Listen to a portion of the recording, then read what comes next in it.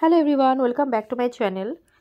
So আপোনালোকে চাইছে যে আজি ডিএসিৰ পৰা নতুন এটা নোটিছ আহিছে যেটো আপোনালোকে পাই যাব madhyamik.assam.gov.in ঠিক আছে।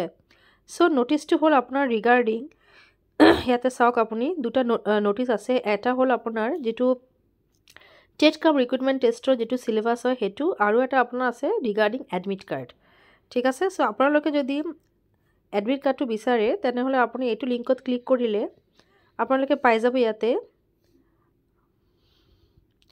এইটো ডাউনলোড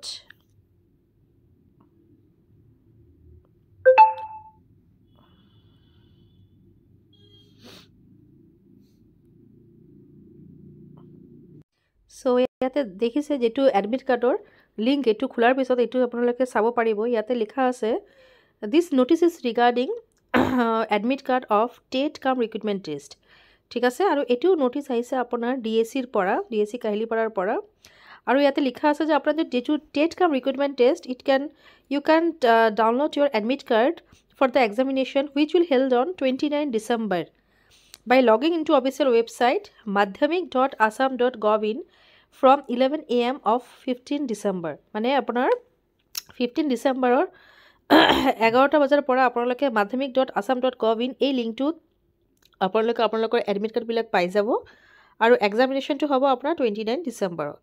আৰু এইটোৰ কাৰণে আপোনালোকে জানেই যে কেনেকৈ ডাউনলোড কৰিব লাগিব আপোনালোকৰ এপ্লিকেশন নাম্বাৰ আৰু পাসওয়াৰ্ড দি এণ্ড আপোনালোকৰ hard copy of photo identity proof for example Aadhaar card PAN card voter ID যেটো আপোনালোকৰ আছে হেতু আপোনালোকে লৈ যাব ঠিক আছে। সো হেতু হল আপোনাৰ ৰিগাৰ্ডিং এডমিট কাৰ্ড আৰু আপোনালোকে সাগে জানেই এবাৰৰ সিলেবাসটো অলপ চেঞ্জ হৈছে যেটো আপোনালোকে যদি বিচাৰে সিলেবাসটো পোৱাৰ কাৰণে তেনেহলে আপোনালোকে হেতু আপোনালোকে চাব সি হিয়াৰ নোটিছ ৰিগাৰ্ডিং টেট কাম ৰিক্ৰুটমেন্ট টেষ্টৰ হে লিংকটো যেটো আপোনালোকৰ ৰিগাৰ্ডিং সিলেবাসৰ হয় এটো আপোনালোকে পাই যাব ৰিগাৰ্ডিং ৰিক্ৰুটমেন্ট টেষ্ট নোটিছ হেতু লিংকত ক্লিক কৰিলে you can get your new syllabus okay.